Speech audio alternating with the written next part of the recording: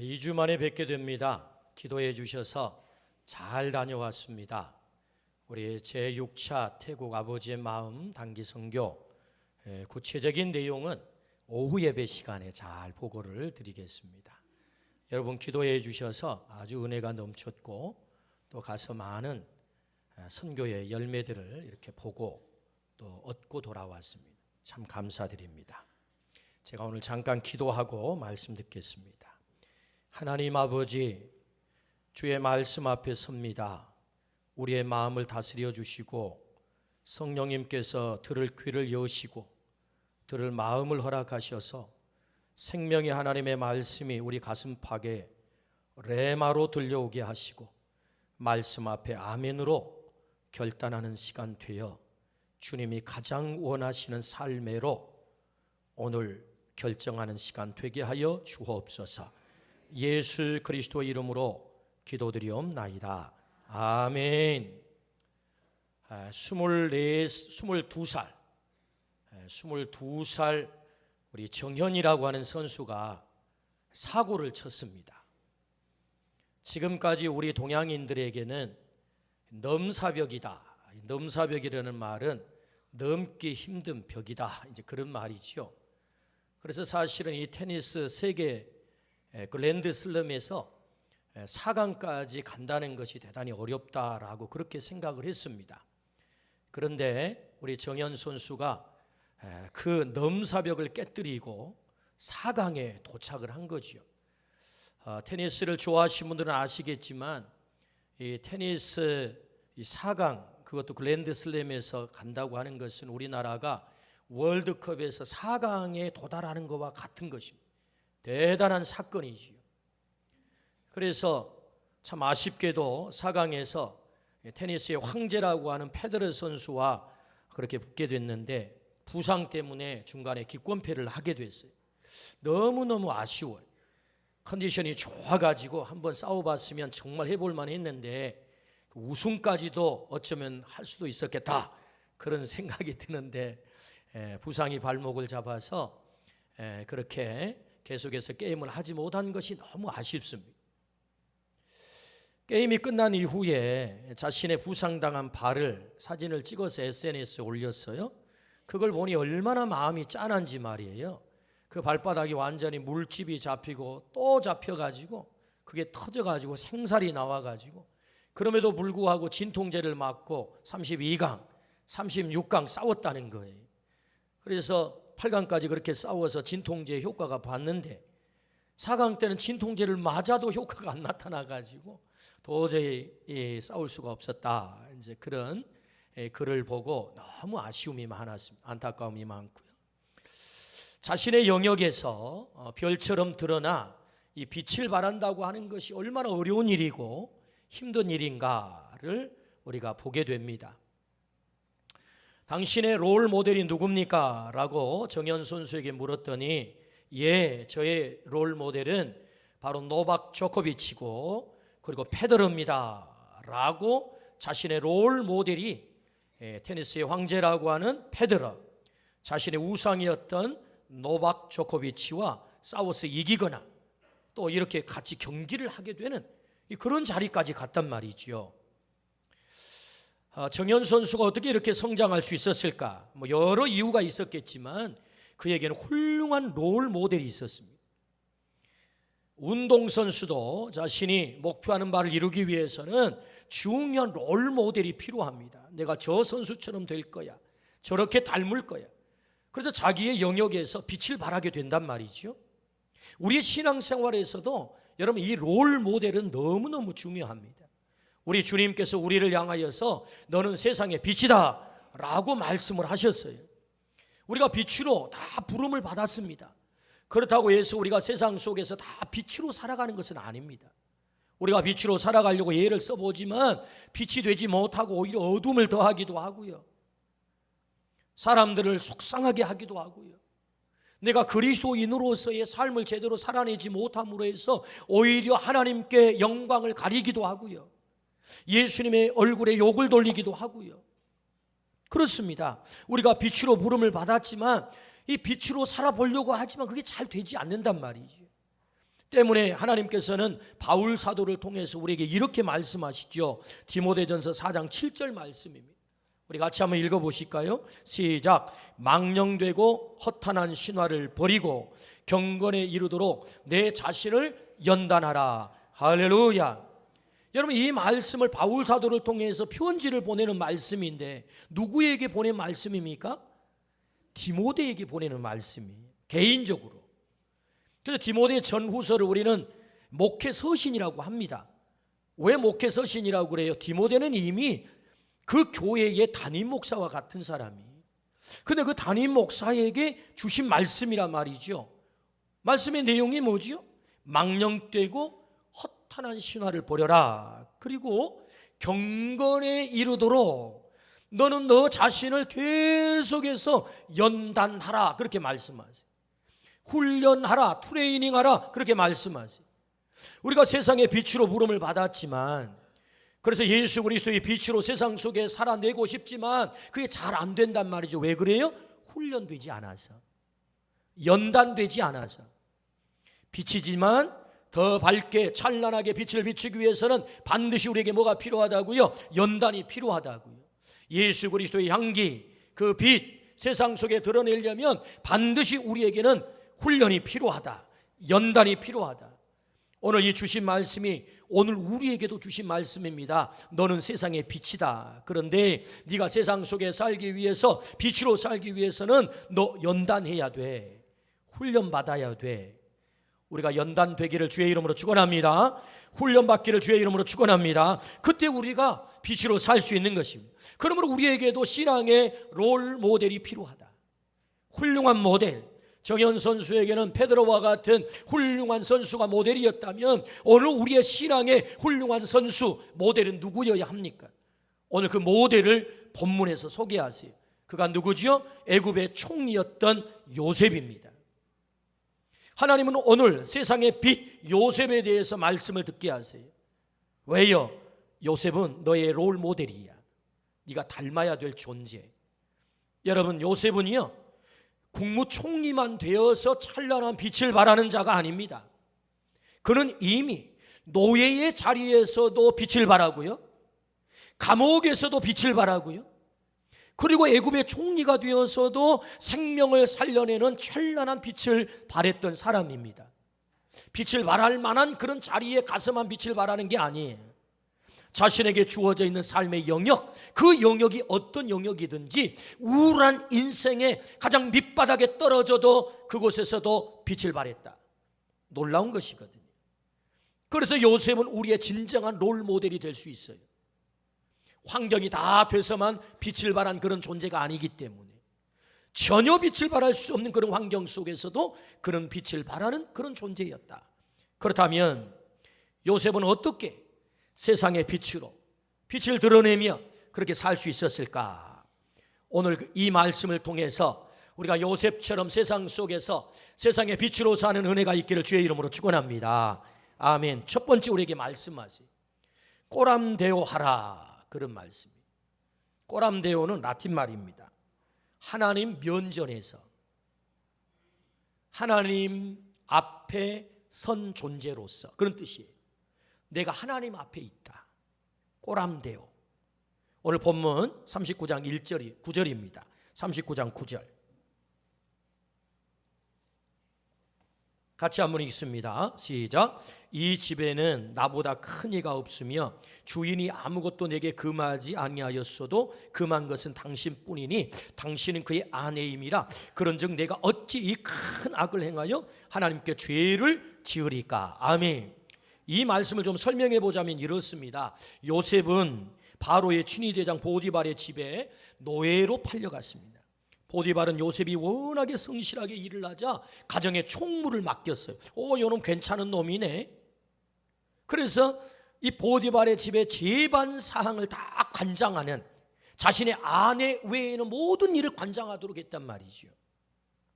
그래서 이렇게 성실하게 신실하게 살아가는 이 요셉, 생기기도 얼마나 잘생겼는지 보디발의 아내가 이 요셉에게 완전히 반한 거예요.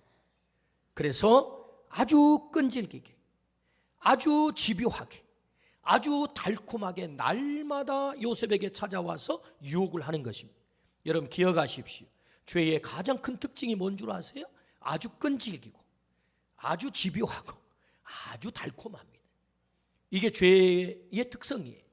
그래서 여러분 요셉에게 이 보디발의 아내가 날마다 찾아와 가지고 나와 함께 자자라고 유혹을 하는 거죠. 여러분 생각을 해보십시오. 요셉이야말로 사랑이 고픈 사람이라고요. 자신의 친엄마가 라헬 아닙니까? 라헬의 동생 베냐민을 나타가 그만 죽고 말아요. 어린 시절부터 엄마 사랑을 받지 못했어요. 그래서 아버지 야곱은 이 요셉이 너무 짠한 거죠. 엄마를 잃고 사랑받지 못해. 그래서 특별히 요셉을 더 사랑한 거예요.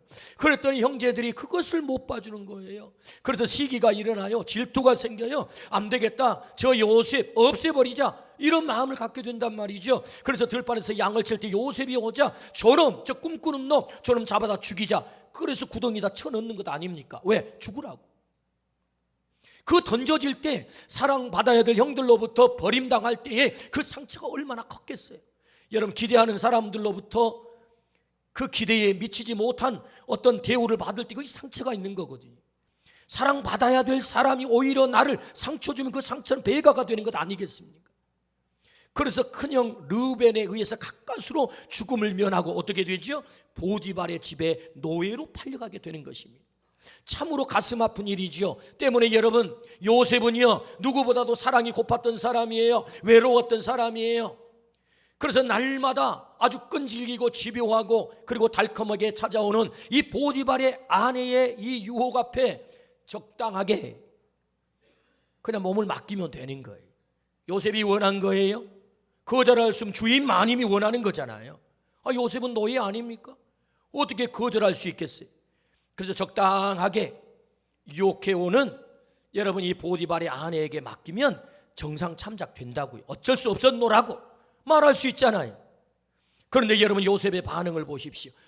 그런즉 내가 어찌 이 큰 악을 행해서 내가 하나님께 죄를 지으리까? 무슨 얘기죠? 아무도 보고 있지 않는 것이 아니라 사람들은 보고 있지 않지만 내가 가장 두려워하는 하나님이 여기 계십니다. 하나님이 보고 계십니다. 나는 하나님 앞에 선 존재입니다. 그러므로 나는 죄를 지을 수 없습니다. 요셉이 이 유혹의 상황 앞에 물리칠 수 있었던 것, 그것은 하나님 면전 의식이었다는 거죠. 꼬람대요, 나는 하나님 앞에 선 존재입니다. 그러므로 요셉이 그 유혹을 이겨낼 수 있었던 거죠. 어떻게 요셉이 빛을 발할 수 있었습니까? 어떤 상황 속에서도 어떤 자리에서도 어떤 유혹 앞에서도 나는 하나님 앞에 선 존재, 꼬람대오의 존재입니다. 그러므로 나는 죄를 지을 수 없습니다. 그러므로 요셉이 빛이 될 수 있었던 것입니다. 오늘 하나님 우리에게 말씀하세요. 하나님 앞에 선 존재라고, 꼬람대오 하라고. 어떤 상황 속에서도 어떤 자리에서도 어떤 유혹 앞에서도 어떤 죄 앞에서도 나는 하나님 앞에 선 자입니다. 이걸 잊지 마라. 오늘 우리 모두가 꼬람대오 하기를 주의 이름으로 축원합니다. 속일 수 있습니다. 그러나 왜 속이지 않습니까? 내가 하나님 앞에 선 존재이기 때문에. 내가 음식을 만든다면 왜 음식을 정직하게 만들어야 되는 것입니까? 가짜 고춧가루 쓰지 않고 불량 음식 쓰지 않고 왜 정직하게 만들어야 되는 것입니까? 내가 하나님 앞에 선 존재라는 거죠. 사람들은 모를 수 있지만 내가 하나님 앞에 선 존재다. 내가 왜 사기치지 않아야 되는 거지요? 내가 하나님 앞에 선 존재다. 내가 왜 음탕한 짓거리를 해서는 안 되는 거지요? 내가 하나님 앞에 선 존재다. 사람들을 속일 수는 있어요. 완전 범죄할 수 있습니다. 그러나 하나님이 보고 계신다는 거예요. 할렐루야, 아멘. 왜 내가 부당한 이익을 취득해서는 안 되는 것입니까? 하나님 앞에 내가 선 존재다. 내가 꼬람대오 하나님 앞에 선 존재. 그러므로 여러분 요셉이 하나님 면전 앞에 있는 이 의식으로 인하여서 그가 세상에 빛이 될 수 있었다. 오늘 하나님 말씀하세요. 내가 어찌 하나님 앞에 득죄하리까? 죄를 범할 수 있겠습니까? 우리 모두가 하나님 앞에 선 존재임을 잊지 않기를 주의 이름으로 축원합니다. 우리 예수님께서 마태복음 7장 12절 말씀 이렇게 말씀하세요. 그러므로 무엇이든지 남에게 대접을 받고자 하는 대로 너희도 남을 대접하라. 이것이 율법이요 선지자니라. 산상수훈의 중요한 말씀이에요. 그래서 우리는 이 말씀에 별명을 붙였어요. 뭐라고요? 황금율. 말씀 중 말씀이다 이거죠. 황금율이래. 내용이 뭐죠? 대접을 받고자 하는 대로 너희도 남을 대접하라. 그래서 이 말씀을 해석을 해보자 한다면 일반적인 해석은 이렇습니다. 그 사람에게 네가 대접을 받고 싶으면 네가 대접받고 싶은 대로 그를 대우해. 그를 대접해, 이런 말이거든요. 근데 여러분, 이 말씀은요, 이런 일반적인 해석에서 끝나는 말씀이 아닙니다. 여러분, 우리가 성경을 해석할 때는 반드시 문맥을 따라서 해석을 해야 됩니다. 또 전체, 그 책의 전체 주제가 뭔지, 그 다음에 그 장의 주제가 뭔지, 그리고 그 문단의 주제가 뭔지를 따라서 해석을 해야 그 말씀이 바른 해석이 나오거든요. 그러므로 여러분, 오늘 이 마태복음 7장 12절의 말씀 어디에 위치해 있는 거죠? 마태복음 7장 7절부터 12절이 한 묶음이에요. 이게 말씀이. 그러면 여러분, 7장 7절이 무슨 말씀이죠? 오늘 설교를 시작할 때 우리가 함께 암송 구절을 하잖아요. 한 주간 애우는 암송 구절.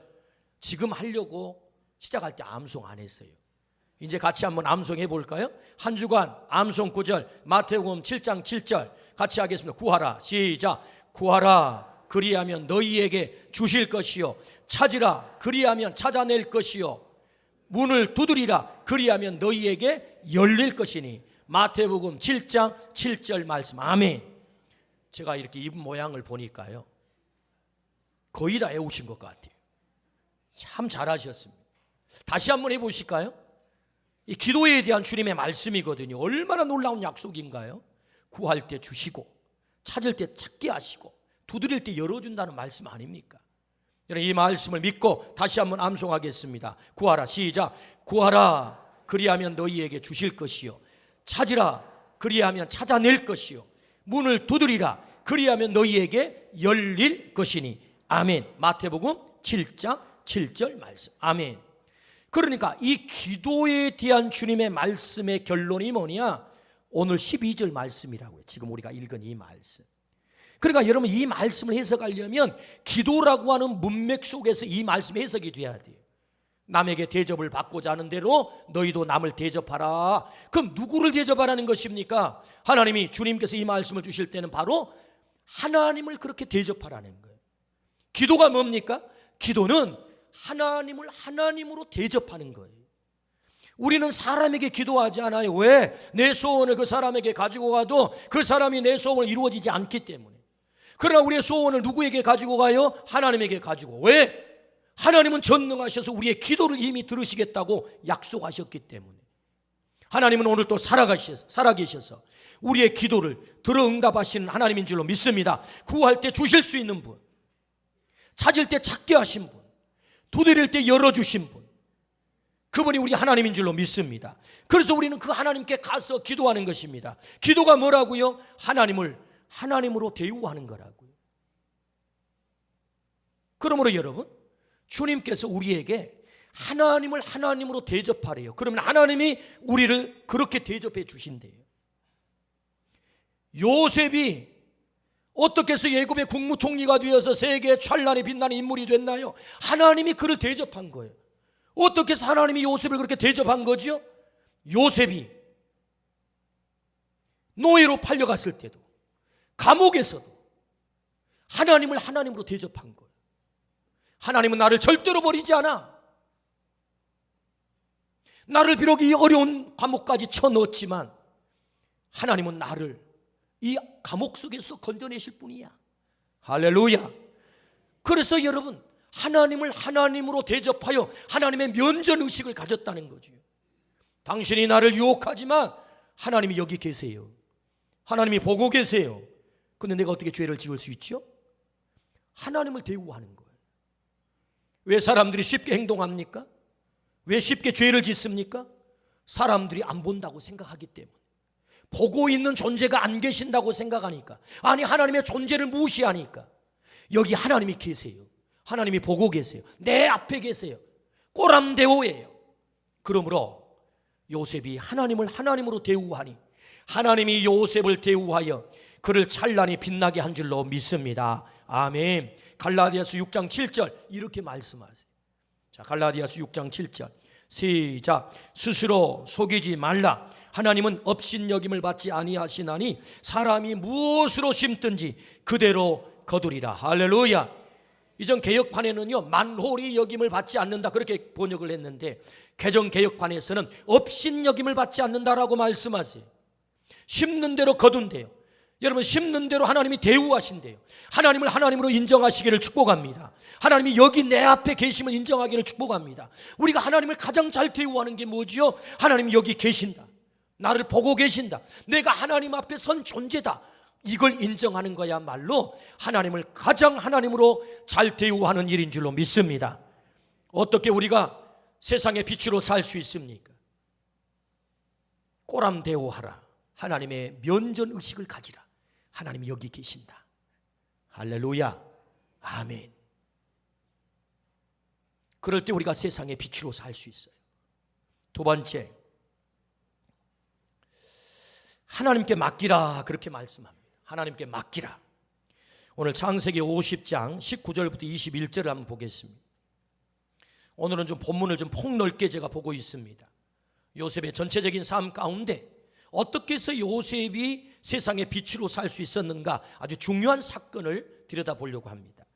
창세기 50장 19절부터 21절 같이 한번 읽어봅니다. 시작. 요셉이 그들에게 이르되 두려워하지 마소서, 내가 하나님을 대신하리까. 당신들은 나를 해하려 하였으나 하나님은 그것을 선으로 바꾸사 오늘과 같이 많은 백성의 생명을 구원하게 하시려 하셨나니 당신들은 두려워하지 마소서, 내가 당신들과 당신들의 자녀를 기르리이다 하고 그들을 간곡한 말로 위로하였더라. 아멘. 이 말씀의 배경은 이렇습니다. 아버지 야곱이 돌아가셨어요. 요셉을 팔았던 형들이 두렵기 시작한 것입니다. 왜요? 지난날에 그들의 악행으로 인하여 요셉을 팔아버렸잖아요. 그래서 요셉에게 해악을 끼쳤잖아요. 때문에 요셉은 지금 국무총리가 되어서 자신들의 생사 여탈권을 쥐고 있단 말이죠. 그래서 그 요셉이 지난날에 그 악행을 생각하고 우리에게 보복하면 어떡하지? 라고 두려운 거예요. 이제 그래서 형들이 요셉에게 찾아와 무릎을 꿇었어요. 그리고는 아버지의 말씀을 떠올리면서 요셉에게 이렇게 부탁을 합니다. 아버님께서 살아계실 때 지난날의 악행을 갚지 말고 용서해 달라고 아버님께서 말씀하셨습니다. 그러니 요셉 총리님, 아마 요셉 아우님 이렇게 말도 못했을 거예요. 요셉 총리님, 우리를 제발 용서해 주세요, 우리를 살려주세요, 아마 이렇게 했을 거라고요. 그때 요셉의 반응이 뭐지요? 오늘 읽은 이 말씀이요, 19절부터 말씀. 요셉이 그들에게 이르되 두려워하지 마소서, 내가 하나님을 대신하리까. 나 하나님께 다 맡겨버렸습니다. 내가 당신들을 용서하는 것 이미 하나님께 다 맡겨버렸습니다. 그건 하나님의 소관입니다. 내가 당신들을 복수하는 것, 그건 하나님의 소관입니다. 내 소관은 아닙니다. 하나님께 다 맡겨버렸습니다. 당신들은 나를 해하려 하였으나 하나님은 그것을 선으로 바꾸사 오늘과 같이 많은 백성의 생명을 구원하려 하시려 하셨나니 당신들은 두려워하지 마소서, 내가 당신들과 당신들의 자녀를 기르리이다 하고 그들을 간곡한 말로 위로하였더라. 할렐루야. 요셉이 어떻게 해요? 하나님께 맡긴 거죠. 하나님께 맡긴 거예요. 세상의 통쾌한 결론은 원수를 죽이는 것으로 드라마가 끝나요. 영화 드라마를 보면은요, 원수를 맺었잖아요. 그럼 주인공이 어떻게 해요? 그 원수를 복수하는 것으로 끝, 디 엔딩 그러잖아요. 그런데 하나님 사람의 복수는 뭐예요? 끝은 결론이 뭐예요? 하나님 사람의 통쾌한 결론은 그 원수를 용서하는 것으로 끝나는 것입니다. 용서가 뭐죠? 하나님께 맡기는 거죠. 내게 그 권이 없다는 것입니다. 여러분, 예수 그리스도가 십자가를 지고 돌아가시면서 가장 위대한 통쾌한 결론을 내셨어요. 그게 뭐죠? 저들을 용서해 주시옵소서. 하나님 손에 다 맡기는 거예요. 아버지여, 내 영혼을 아버지 손에 맡기나이다. 할렐루야. 하나님께 맡겼다는 거예요. 어떻게 세상의 빛으로 살 수 있는 것입니까? 하나님께 맡기라는 거예요. 하나님께 맡기라. 요셉이 얼마든지 힘이 생겼어요. 그 형들에게 보복할 수 있어요. 자신의 인생에 심각한 상처를 주고 자신의 인생을 짓밟아 세상의 아버지의 품으로부터 떼내가지고 저 노예로 팔려가게 만들고 감옥까지 가게 들어가게 해서, 그래서 인생을 한없이 꼬이게 만들어버린 그 형들을 향하여 얼마든지 지금 힘이 생겼으니 복수할 수 있다고요. 그런데 요셉은 복수 꿈도 꾸지 않아요. 질문이 생겨요. 그렇다면 여러분, 요셉은 언제쯤 용서했을까요? 도대체 이 형들, 자신에게 이토록 심각한 상처를 입힌 그 형들을 언제 용서했을까요? 애굽의 국무총리가 되어서 힘이 생겼을 때, 그래서 그 요셉의 형들이 찾아와가지고 무릎을 꿇고 싹싹 빌 때? 아닙니다, 여러분. 여러분, 성경을 정확하게 면밀하게 읽어보십시오. 여러분, 요셉은요, 팔려간 순간부터 형들을 용서한 거예요. 하나님께 맡긴 거예요. 그걸 어떻게 알 수 있나요, 목사님? 여러분 이제 한번 보실까요? 상황을 보자고요. 보디발의 집에 요셉이 팔려왔어요. 근데 그 요셉이 똘똘해요. 그런데 그 눈을 보니까 복수심에 가득 차가지고 이글거려요. 가슴에 한가득 원한이 가득 찼어요. 그래가지고 이빨을 드득드득 깔아요. 그때 보디발이 너 똘똘하다. 그래, 우리 집 가정 총무되면 좋겠어. 그렇게 사람을 쓸 사람이 어디 있어요? 여러분, 그럴 사람을 쓰실 사람이 여기 있는가요?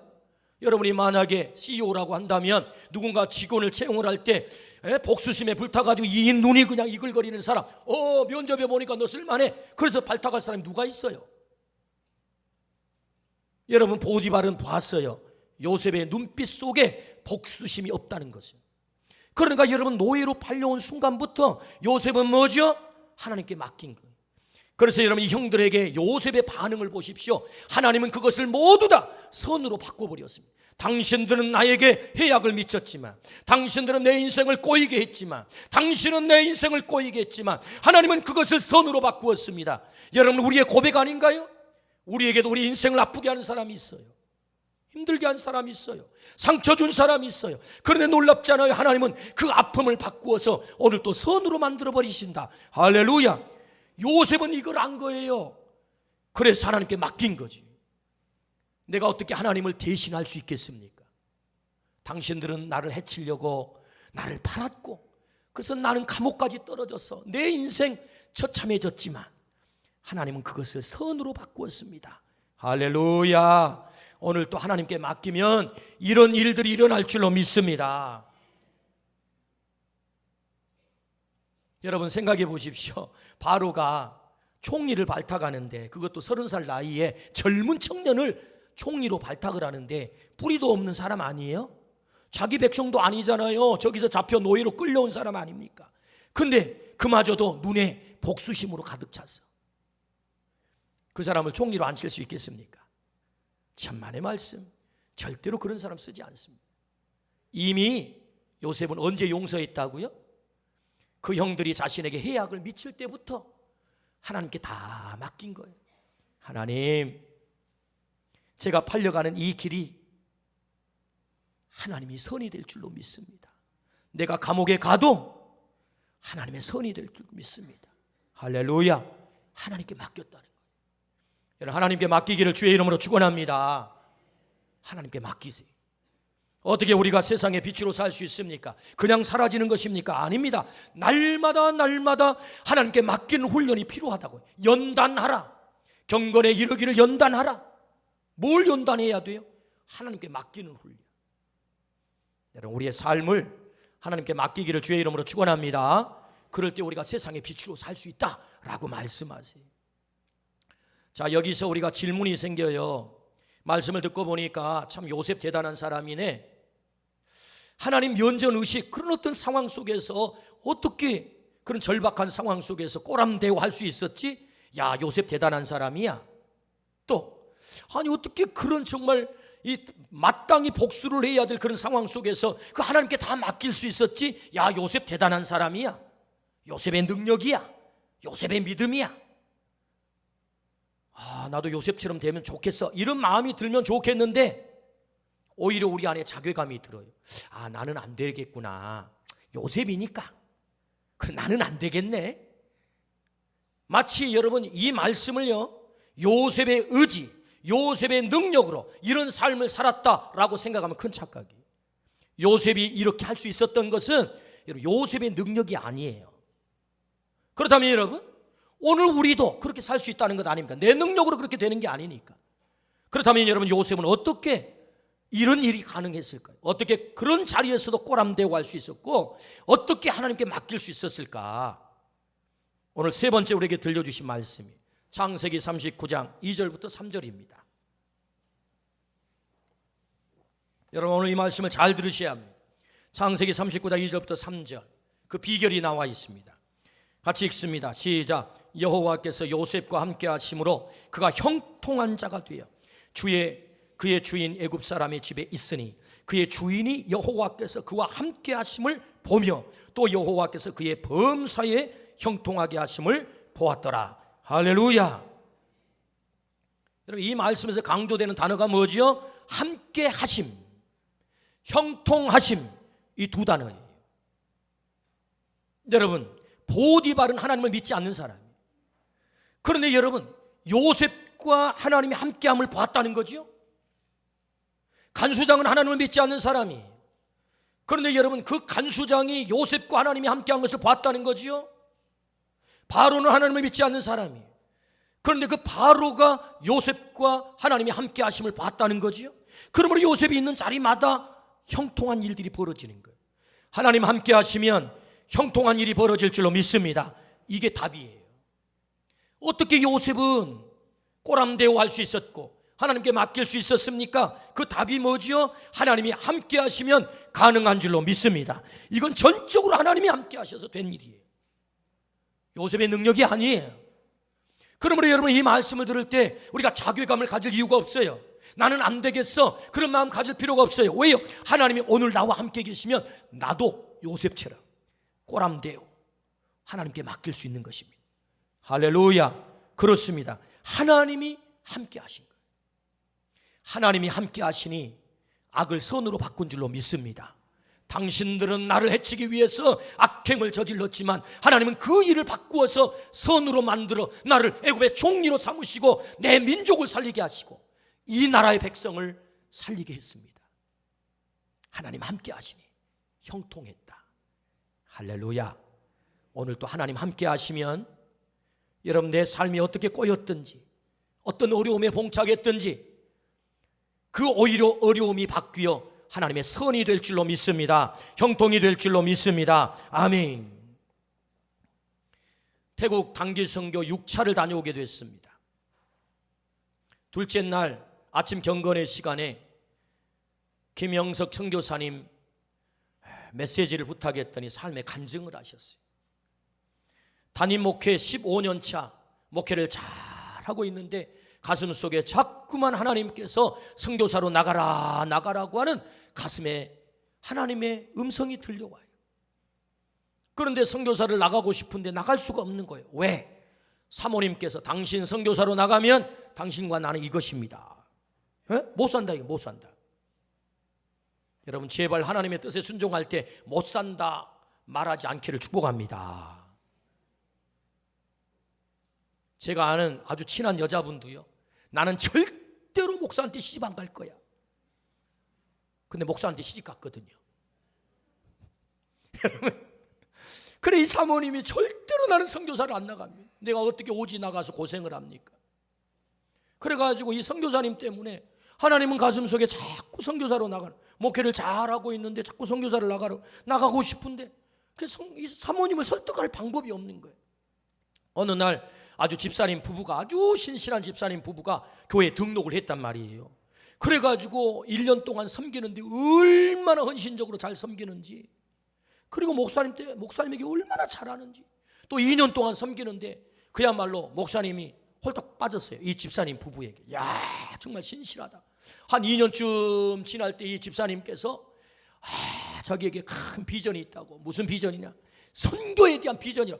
안 그래도 여러분 선교사님, 목사님이 선교에 대한 비전이 있잖아요. 지금 가고 싶은데 무슨 비전이야? 목사님 들어보라고.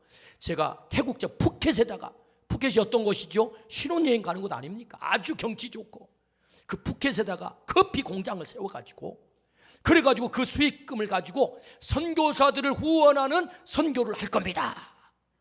듣고 보니까 너무 기가 막혀요. 야, 그거 멋지겠네. 굳이 오지로 들어가 선교 안 해도 선교 잘할 수 있겠네. 이 사모님이 이 얘기를 딱 듣고 혹했어요. 그런 선교만 할 수 있겠네. 그래가지고 이 사모님이 설득을 당해가지고, 그래서 15년 담임 목회를 접고 다른 목사님에게 교회를 담임을 맡기고, 이제 혼자만 간 것이 아니에요. 자신이 목회하던 교회 5명의 집사님과 함께 자신들의 재산을 딱 뽑아가지고 투자 선교를 간 거예요. 투자 선교. 그래서 태국에 커피 공장을 세웁시다. 목사님도 자신의 재산을 털털 털어가지고 거기다 투자를 한 거예요. 그래서 투자 선교. 그래가지고 이제 푸켓으로 갔단 말이에요. 가가지고 1년이 지나, 집사님 언제쯤 수익이 나와가지고 선교합니까? 좀만 기다려 보십시오. 좀 시간이 자꾸 가는데 좀만 기다려. 그래가지고 나중에 알고 봤더니 세상에 이 집사님이요, 완전히 사기꾼이에요. 사기꾼. 여러분, 순진한 목사를 사기치지 않기를 축복합니다.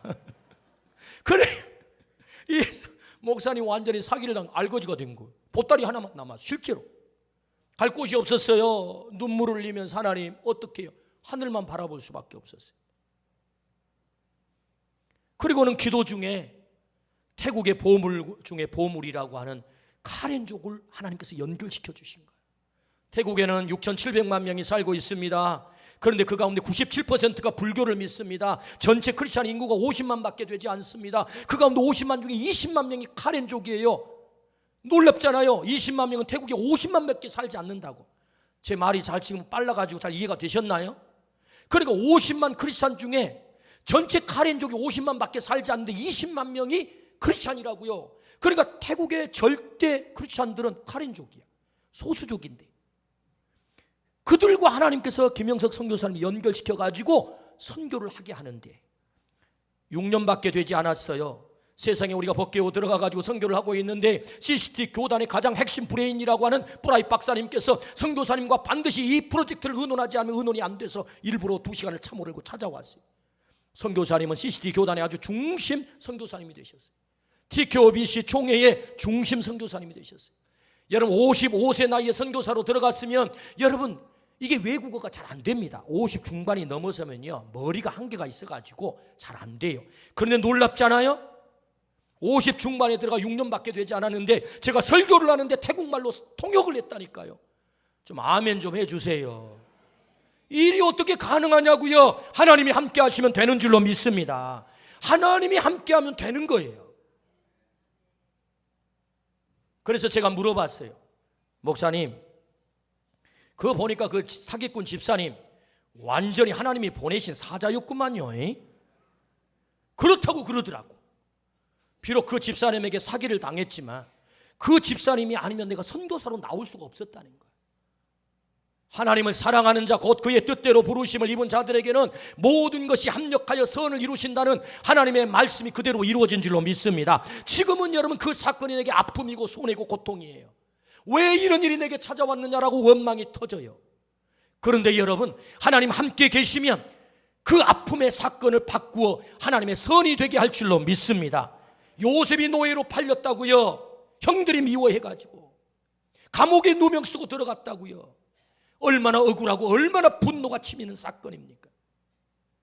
그런데 여러분, 하나님이 함께 하니까 요셉이 노예의 자리에서도 형통했고, 하나님이 함께 하시니까 감옥에서도 형통했고, 요셉이 함께 하니까 흉년이 들어도 형통이 되는 줄로 믿습니다. 그렇게 되는 거예요. 그래서 그가 찬란하게 세상에 빛이 될 수 있었다. 하나님 오늘 우리에게 말씀하세요. 너희는 세상의 빛이다. 어떻게요? 여러분, 꼬람되어 내가 하나님 앞에 선 존재임을 잊지 마십시오. 뿐만 아니라 하나님께 맡기세요. 오늘 또 하나님은 살아계세요. 하나님께 맡긴다는 것은 하나님을 하나님으로 대우하는 것입니다. 하나님은 오늘도 살아계셔서 내 인생을 개입해 주시고, 내 문제를 개입해 주시고, 내 가정을 개입해 주시고, 내 자녀를 개입해 주시고, 내 삶을 개입해 주시며, 그래서 하나님이 함께 계시면 거기 형통함이 있었더라. 이 결론이 우리의 결론이 될 줄로 믿습니다. 너희는 세상의 빛이다. 오늘 빛의 사명을 감당하기를 주의 이름으로 축원합니다. 기도하십시다.